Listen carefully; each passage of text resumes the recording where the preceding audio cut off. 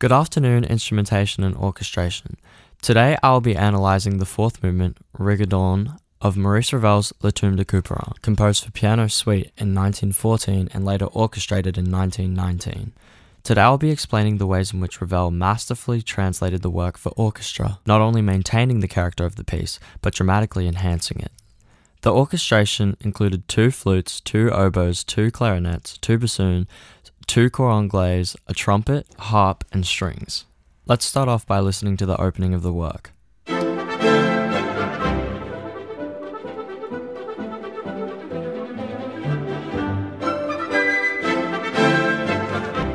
I've outlined the melody in both the original piano work and the orchestration in red, the accompanying rolls in blue, and contrapuntal material in purple.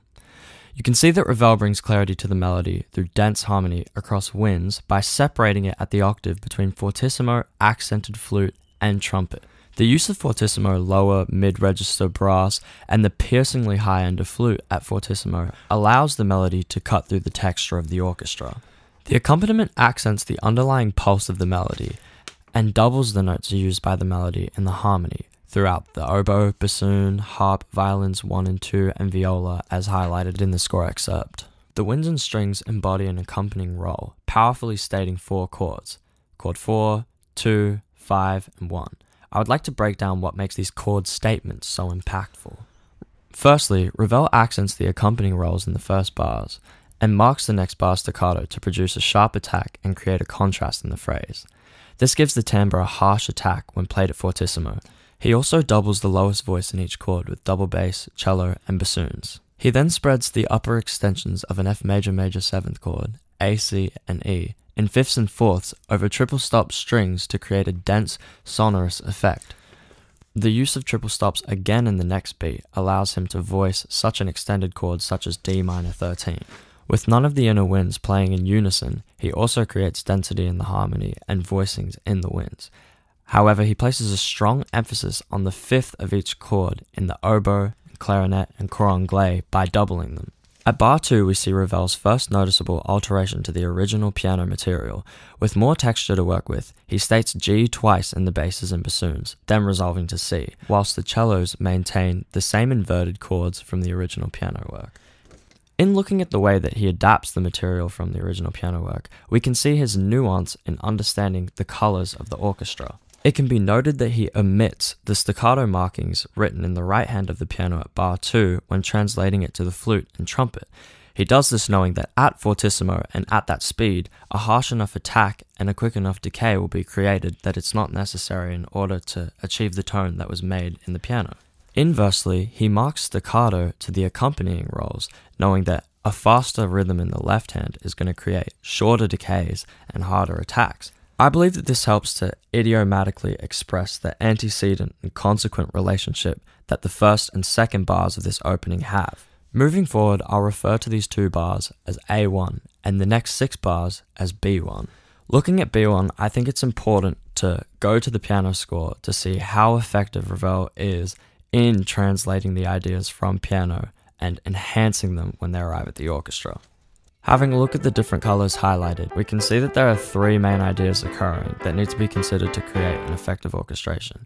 There's a repeated cluster of a C major major 7 chord in first inversion. There's a contrapuntal line of oblique motion, each crotchet beat in the lowest voice of the left hand descending by step, and a B pedal on quavers 2 and 4. And finally, there's an ostinato-like melody with a winding contour in the middle of the 2 other features. When we jump back to the orchestration, we can see Ravel's first dramatic points of contrast appear in his placement and treatment of the melody. Clarinet holds the legato ostinato-like figure at mezzopiano, marked with slurs producing a continuous vocal-like warmer tone at the dynamic, in comparison with the piercing timbre of trumpet and high-register flute.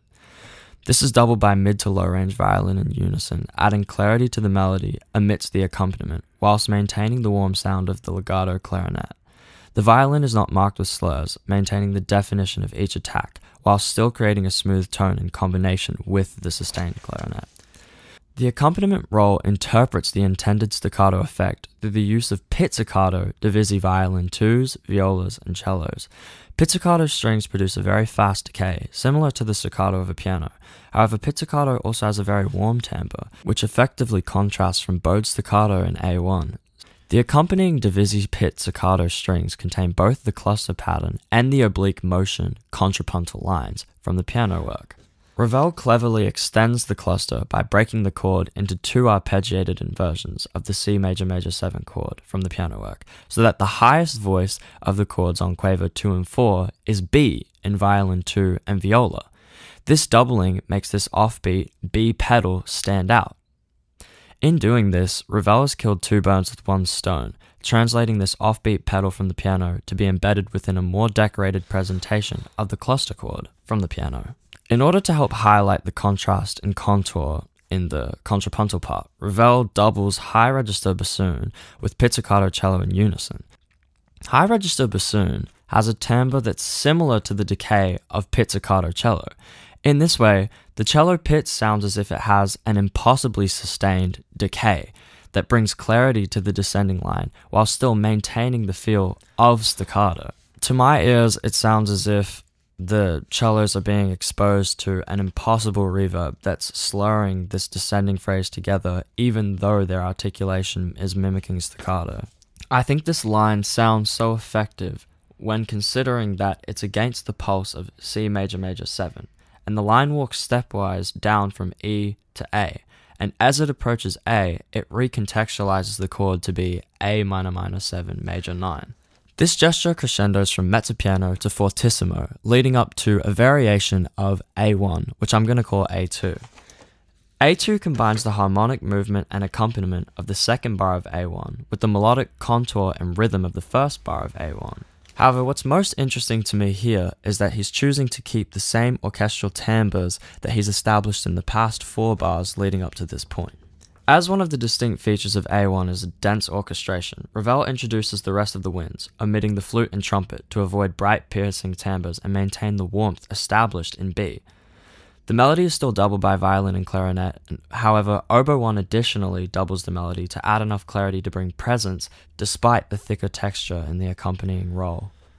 Now, although I said that the melody has the same contour, Ravel does make some changes to transform it from an antecedent phrase to a consequent phrase. And I mention this because I think this shows one of his most nuanced examples of articulation. Ravel alters the pitches from moving to a point of tension to instead resolving to the tonic of the chord, G major, which is where our harmony is trying to move to. Ravel also alters the articulations to give a sense of finality to the phrase as it becomes consequent instead of antecedent. Moving the staccatos from the inner semiquavers to the outer quavers gives the final beat of this phrase a feeling of finality and a point of arrival. However, he doesn't stop there. He holds onto a strong control on articulation and phrasing in the violin to ensure that the final G of the gesture is a down bow, giving it greater emphasis and the feeling of resolution. Maurice Ravel's deep understanding of material, thorough awareness of orchestral colors, and strong control over articulation, voicing, texture, and appropriate instrumentation makes him one of the strongest orchestrators to have ever lived.